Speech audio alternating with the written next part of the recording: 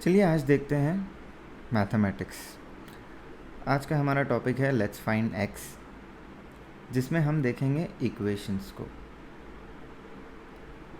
Equations को हम उर्दू में मसावात भी कहते हैं। इक्वेशन को हम इस इक्वल्स टू साइन के थ्रू डिनोट करते हैं, इसका मतलब बेसिकली ये होता है कि इस साइड पे अगर कोई है, इस साइड पर अगर फॉर एग्जांपल इस साइड पर मैं लिखूँ 5 + 3 = 8, दिस मीन्स दैट अगर 5 को 3 में ऐड किया जाए तो 8 होता है। सो ये हो गई एक इक्वेशन जो कि आपको एक फैक्ट बता रहा है कि 5 + 3 = 8। अब ये तो हो गई ऐसी इक्वेशन जिसमें सारे एलिमेंट्स कांस्टेंट हैं। इक्वेशंस को हम ख़ास तौर पर इसके लिए भी यूज़ करते हैं कि अगर कोई चीज़ है जो हमें पता नहीं है तो हम उस चीज़ का रिलेशनशिप पता करते हैं ऐसी चीज़ों के साथ जो हमें पता है और उसके बाद उसे सॉल्व करते हैं। सो प्रॉब्लम सॉल्विंग एक ऐसी चीज़ है जो सेंचुरी से चली आ रही है और इक्वेशन एक ऐसा मैथमेटिकल टूल है जो हमें उसमें हेल्प करेगा। सो फॉर एग्ज़ाम्पल अगर मैं ये कहूँ कि आमिर की एज आसिफ से 3 साल ज़्यादा है।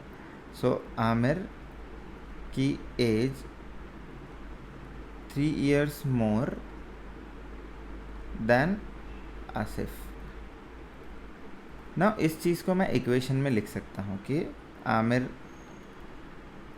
Aamir's age is 3 years more than Asif's age. So Asif's age +3।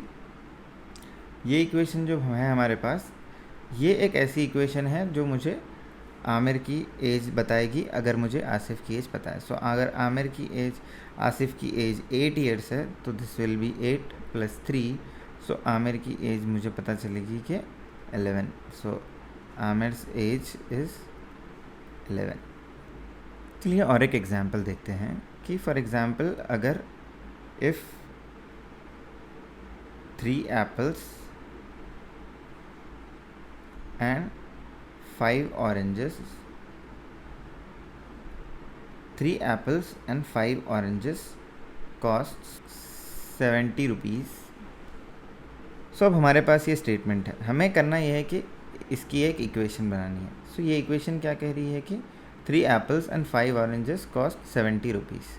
सो हमें पता है कि 3 apple. So for example what we do is, ऐसे केसेस में हर जगह एप्पल लिखने की बजाय वी अज्यूम करते हैं कि apple price is x and oranges price is y. So 3 into apples price which is x plus 5 into oranges price which is y is equals to, अगर 3 एप्पल लूँ और 5 ऑरेंजेस लूँ तो उनका कॉस्ट कितना होगा, 70 रुपीज़। ना ये इक्वेशन भी बन गई। ये इक्वेशन किस बेसिस पर बनी है? ये इक्वेशन उस बेसिस पर बनी है जो भी मालूमात हमारे पास थी, जो इन्फॉर्मेशन हमारे पास थी, लेकिन हमें एग्जैक्टली अभी पता नहीं है कि एप्पल का प्राइस कितना है और ऑरेंज का प्राइस कितना है। हमें इसके लिए ये इक्वेशन सॉल्व करना पड़ेगी, लेकिन हम ये इक्वेशन उस वक्त तक सॉल्व नहीं कर सकते जब तक हमारे पास और मालूमात ना हो।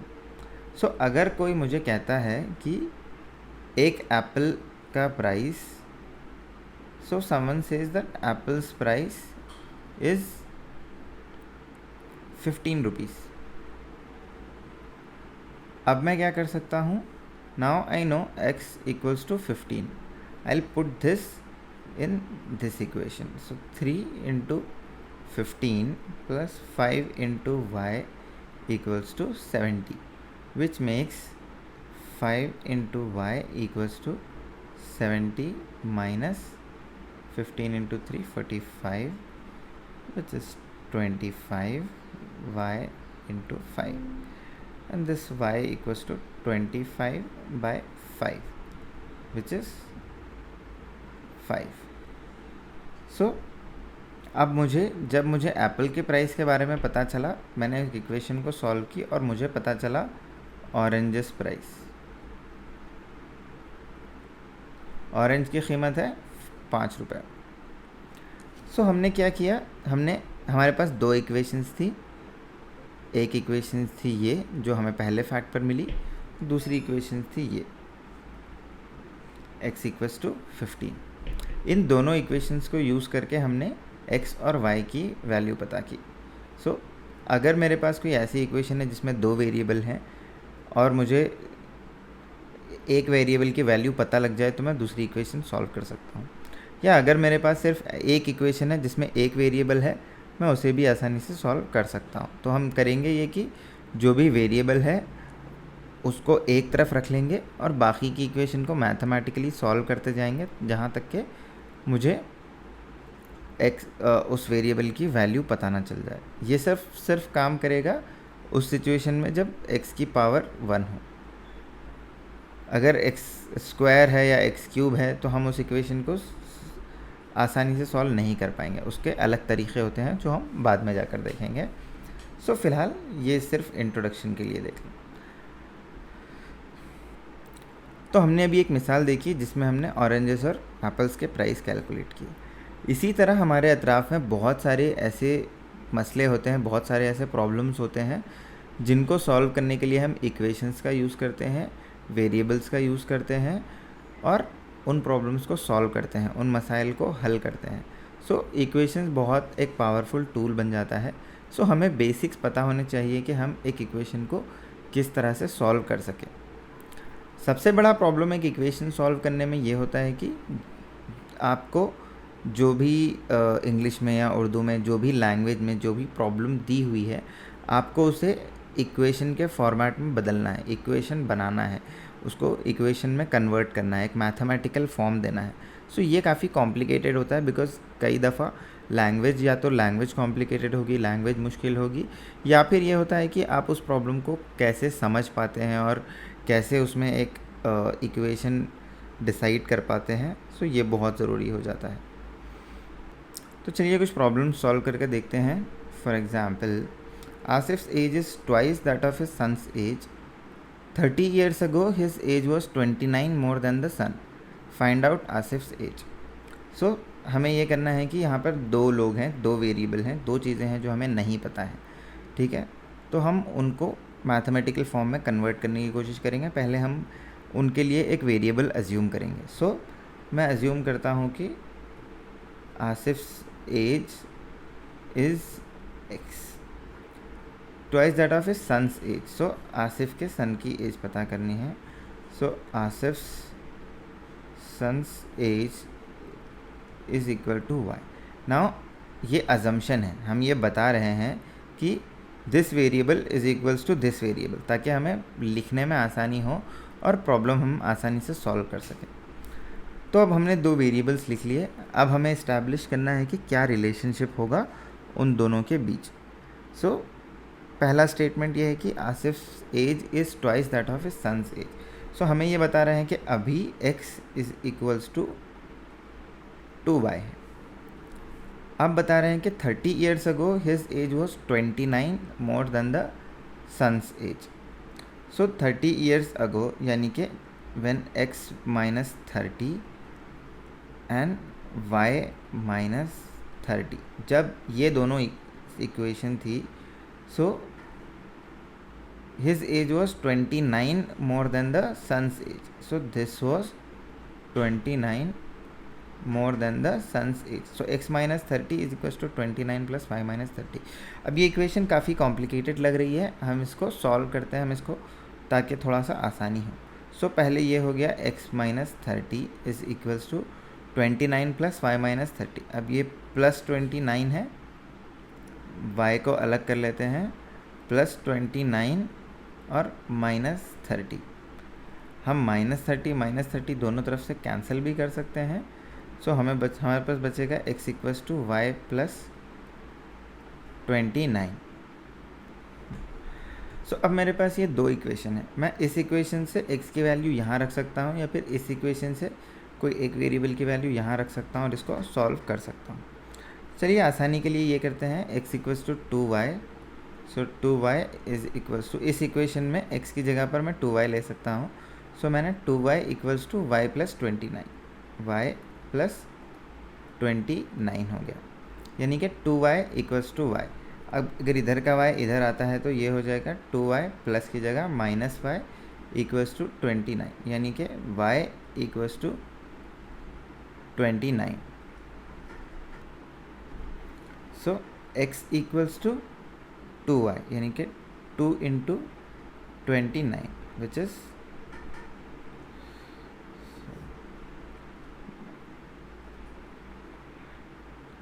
18, 58. x equals to 58. अब ये हमने किया कि दो इक्वेशन फाइंड आउट की, हमें y की वैल्यू 29 मिली और x की वैल्यू 58. अब x की वैल्यू क्या थी? x वॉज आसिफ्स एज, और हमें प्रॉब्लम में क्या दिया हुआ था? Find out Asif's age. So जब हमने दोनों इक्वेशंस को सॉल्व किया हमें मिला आसिफ की एज. सो हम आखिर में लिख सकते हैं कि Asif's age is equals to 58. सो आपने अभी देखा कि हम किस तरह से दो इक्वेशंस को सॉल्व किया और एक ऐसी प्रॉब्लम को सॉल्व किया जो काफ़ी, अगर ओरली आप उसके बारे में सोचे तो वो काफ़ी कॉम्प्लिकेटेड है, लेकिन अब जब आपने उसको इक्वेशंस में कन्वर्ट किया तो वो आपके लिए काफ़ी आसान हो जाती है. चलिए इसी तरह और एक प्रॉब्लम सॉल्व करते हैं. If Asif bought 30 lemons with 100 rupees and got 10 rupees back, what's the price of a lemon? So अगर आसिफ ने 30 lemons ख़रीदे with 100 rupees and got 10 rupees back, what's the price of a lemon? So इसको equation में convert करने की कोशिश करते हैं कि हुआ क्या क्या देखते हैं. Let's trace steps. कौन है हमारे पास? Asif bought 30 lemons. कितने lemons ख़रीदे? 30 lemons. अब पूछ क्या रहा है? Price of a lemon. So हम अज्यूम करेंगे कि price of a lemon is x. So let's assume price of a lemon is equals to x. So कितने लेमन ख़रीदे? 30 इंटू एक्स. सो अगर 30 इंटू एक्स ख़रीदे with 100 rupees and got 10 rupees back, so उसने दुकानदार को कितने दिए? 100 rupees दिए and got 10 rupees back. So इसको ऐसे भी कह सकते हैं कि आसिफ के पास क्या क्या है? 30 लेमन्स प्लस वापस कितने रुपीस आए? 10. दुकानदार को कितने गए? 100. सो दोनों अमाउंट इक्वल हों तभी हम उसे एक ट्रांजैक्शन कहते हैं, तभी हम उसे लेन देन या ख़रीद कहेंगे. सो बेसिकली 100 रुपये के अंदर 10 रुपये बचे और 30 लेमन आए. तो अब इस इक्वेशन को अगर सॉल्व करें तो हम ये हो जाएगा 100 माइनस 10 प्लस 10 इधर जाएगा तो माइनस 10 हो जाएगा इक्वल्स टू 30 इंटू एक्स. बचा 90 इक्वल्स टू 30 इंटू एक्स. अब अगर मल्टीप्लिकेशन में यहाँ पर कुछ है एक्स के साथ तो वो इधर जाएगा डिवीजन में, equals to 90 divided by 30 which means 0 0 cancel 3. x equals to 3, यानी कि price of a lemon is 3 rupees. So पहले हमने एक सेंटेंस को इक्वेशन में कन्वर्ट किया. उस इक्वेशन से जब हमें वैल्यू पता चल गई फिर हमने उसे फिर से एक सेंटेंस में बदल दिया ताकि हमारी प्रॉब्लम सॉल्व हो जाए. तो हम इसी तरह इक्वेशंस को यूज़ करके प्रॉब्लम्स को सॉल्व करते हैं. मैं उम्मीद करता हूँ आपको बेसिक चीज़ें तो कुछ समझ चुकी होंगी. कुछ बेसिक ऐसे रूल्स बता देता हूँ जो आपने ऊपर भी देखे होंगे, लेकिन मैं फिर से एक बार बता देता हूँ. सो इक्वेशंस में ये होता है हमेशा कि LHS equals to RHS. So left hand side is equals to right hand side. तो हम कभी कभी ये करते हैं कि राइट हैंड साइड को पहले एक बार सिंप्लीफाई कर लेते हैं, फिर लेफ़्ट हैंड साइड को सिंप्लीफाई कर लेते हैं, फिर उन्हें कंपेयर करते हैं. सो ऑब्जेक्टिव ये है कि जितना हो सके हम सिंप्लीफिकेशन या सिंपल से सिंपल इक्वेशन को करते जाएं ताकि सॉल्व करना आसान हो, जैसे हमने पीछे एक प्रॉब्लम में किया. दूसरी चीज़ ये होगी कि अगर यहाँ पर एक वेरिएबल है फॉर एग्ज़ाम्पल x और यहाँ पर प्लस 30 है और इक्वल्स टू 100. सो अगर यहाँ पर प्लस में कुछ है इक्वेशन में तो वो इस तरफ माइनस बनकर जाएगा. सो ये बन जाएगा 100 माइनस 30. सो इक्वेशन के एक साइड से दूसरी साइड जब कोई चीज़ प्लस के रिलेशनशिप में जा रही है तो वो माइनस हो जाएगी. इसी तरह अगर यहाँ पर कोई मल्टीप्लिकेशन में है और वो दूसरी साइड जा रहा है तो डिवीजन में जाएगा।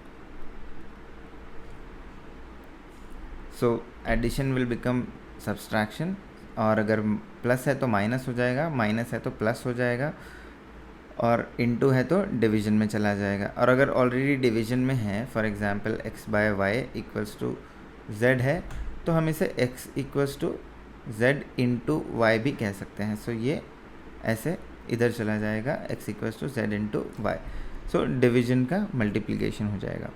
ये हम उसी वक्त कर सकते हैं जब वो कोई नंबर अकेला हो। So for example x plus 5y equals to z है, तो हम इसको x plus 5 equals to z minus y इस तरह नहीं लिख सकते, सिर्फ y को नहीं ले जा सकते। सो अगर ये दोनों साथ में हैं तो वो साथ में ही जाएंगे, z equals to minus 5y होगा, ऐसे नहीं जाएगा। और इसी तरह z plus 5 equals to z divided by y भी नहीं लिख सकते, या फिर 5y equals to z divided by x।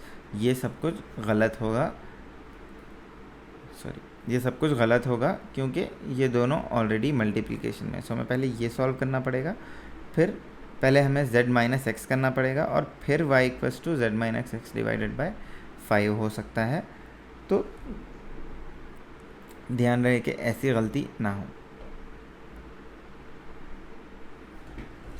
सो किसी भी इक्वेशन में अगर लेफ़्ट हैंड साइड और राइट हैंड साइड पर आप सेम ऑपरेशन अप्लाई कर रहे हैं तो आप कर सकते हैं, और वो इक्वेशन फिर भी इक्वल ही होगी। So for example x equals to square root of y है। सो आप अगर इसको स्क्वायर करें दोनों साइड को, x square equals to square root of y whole square which is y। So आप ये भी कर सकते हैं, and equation will still be equal. या अगर कोई किसी इक्वेशन में अगर आप सेम चीज़ को ऐड कर रहे हैं, सो फॉर एग्जांपल एक इक्वेशन है x equals to y plus 9, अगर मैं दोनों तरफ से 9 सब्सट्रैक्ट करूं तो भी इक्वेशन इक्वल रहेगी। सो this will become 0, it will just be y and this will be y। सो मैं किसी भी इक्वेशन में दोनों तरफ सेम आइटम सेम चीज़ सब्सट्रैक्ट कर सकता हूं। सो जैसे अगर मैं दोनों तरफ से x सब्सट्रैक्ट करूं, so x minus x equals to y plus 9 minus x. So this will be y plus 9 minus x equals to 0। इसी तरह किसी भी इक्वेशन में मैं सेम चीज़ मल्टीप्लाई भी कर सकता हूँ। So I have x by 2 plus y by 6 plus z by 12। So इस इक्वेशन को मैं सिंप्लीफाई करना है, मेरे को आसान करना है, तो मैं ये करूँगा कि पूरी इक्वेशन को 12 से मल्टीप्लाई कर रहा हूँ। सो इक्वेशन को 12 से मल्टीप्लाई कर रहे हैं तो कैसे करेंगे, 12 into X by 2 equals to 12 into Y by 6 plus 12 into Z by 12। 12 cancel, 6 into 2 2 2 16। So ये बन जाएगा 6x equals to 2y plus Z. So अभी आपकी इक्वेशन काफ़ी सिंपल लग रही है, आसान लग रही है, और आप शायद इसको आसानी से सॉल्व कर सकें कंपेयर टू दिस। सो अगर आप किसी भी इक्वेशन को सॉल्व करना चाहते हैं तो आप ये सारे ऑपरेशंस कर सकते हैं। आप जितना ज़्यादा प्रैक्टिस करेंगे आपको समझ में आएगा ज़्यादा से ज़्यादा कि आप इक्वेशंस को किस तरह सॉल्व करें। जैसे जैसे आप आगे जाएंगे आप सीखेंगे कि 2 वेरिएबल की इक्वेशंस को कैसे सॉल्व करें, 3 वेरिएबल्स की इक्वेशन को कैसे सॉल्व करें। आप ये भी देख सकते हैं कि जो इक्वेशंस पावर में होती हैं जैसे क्वाड्रेटिक इक्वेशन है उनको कैसे सॉल्व करें। कॉम्प्लिकेटेड प्रॉब्लम्स को रिप्रेजेंट करने के लिए हमें कॉम्प्लिकेटेड इक्वेशंस की ज़रूरत होती है, लेकिन रोज़मर्रा के प्रॉब्लम्स के लिए हम सिंपल इक्वेशंस यूज़ कर भी सॉल्व कर सकते हैं। ये सीखना बहुत ज़रूरी है बिकॉज़ ये आपको आगे जाकर फिज़िक्स में या फिर केमिस्ट्री में या फिर ओवरऑल मैथमेटिक्स में बहुत ज़्यादा ज़रूरी है। सो आप ज़्यादा से ज़्यादा प्रैक्टिस करें और इक्वेशंस को सॉल्व करने में एक्सपर्ट बने ताकि आप आसान गलतियां करके अपना मार्क ना गंवाएं। बाकी आगे के कॉम्प्लिकेशंस फिर कभी किसी और दिन देखेंगे। Thank you.